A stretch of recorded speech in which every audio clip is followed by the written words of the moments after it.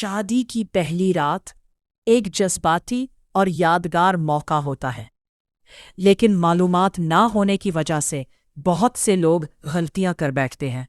آج کی ویڈیو میں ہم قدم بقدم، سٹیپ بائی سٹیپ سیکھیں گے کہ شادی کی پہلی رات کا آغاز کیسے کرنا چاہیے اور وہ کون سی سنتیں ہیں جن پر عمل کر کے آپ اپنی زندگی میں برکت لا سکتے ہیں۔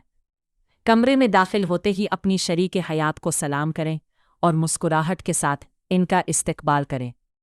یاد رکھیں کہ لڑکی نئے گھر اور نئے ماحول میں ہوتی ہے، اس لیے وہ کافی گھبرائی ہوئی ہو سکتی ہے۔ آپ کا نرم لہجہ ان کی گھبراہٹ دور کرنے میں مدد کرے گا۔ سنت نبوی کے مطابق بیوی کی پیشانی کے بالوں کو نرمی سے پکڑ کر یہ دعا پڑھیں: اے اللہ، میں تجھ سے اس کی خیر اور اس کی فطرت کی خیر مانگتا ہوں، اور اس کے شر اور اس کی فطرت کے شر سے تیری پناہ مانگتا ہوں۔ براہ راست ہم بستری شروع نہ کریں، پہلے آرام سے بیٹھ کر باتیں کریں۔ کوئی چھوٹا سا تحفہ، انگوٹھی، گھڑی یا پھول دے، ان کی پسند ناپسند پوچھیں اور اپنی زندگی کے نئے سفر کے بارے میں خوشگوار باتیں کریں۔ انہیں احساس دلائیں کہ آپ ان کی عزت کرتے ہیں اور ان کے آرام کا خیال رکھیں گے۔ جب آپ محسوس کریں کہ وہ ذہنی طور پر پرسکون ہو گئی ہیں تو پیار اور محبت کا آغاز کریں۔ بوس و کنار، ہاتھ پکڑنا، گلے ملنا اور چومنا ضروری ہے تاکہ جسمانی طور پر دونوں تیار ہو جائیں۔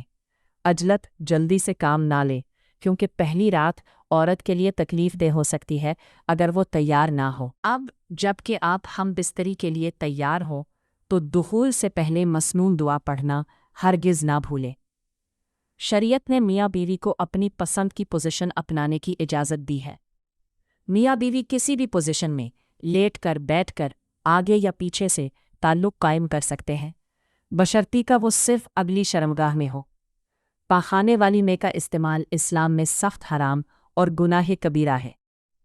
پہلی رات میں بہت زیادہ نرمی اور صبر کا مظاہرہ کریں تاکہ آپ کی جیون ساتھی کو کسی قسم کی تکلیف نہ ہو۔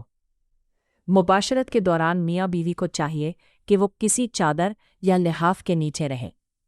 بالکل برہنہ ننگا ہونا حیا کے خلاف ہے۔ کمرہ مکمل طور پر بند ہونا چاہیے اور وہاں کوئی دوسرا شخص موجود نہ ہو۔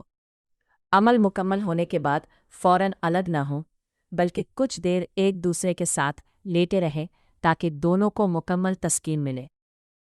آخر میں ایک سب سے اہم بات، یہ رات آپ دونوں کی امانت ہے۔ بستر پر ہونے والی باتوں اور معاملات کو کسی تیسرے شخص کے سامنے بیان کرنا سخت گناہ ہے۔ اپنی ازدواجی زندگی کی بنیاد سچائی، عزت اور رازداری پر رکھیں۔ اگر آپ کا کوئی سوال ہے تو کمنٹ میں پوچھیں۔ مزید ایسے ویڈیو کے لیے چینل کو سبسکرائب کریں۔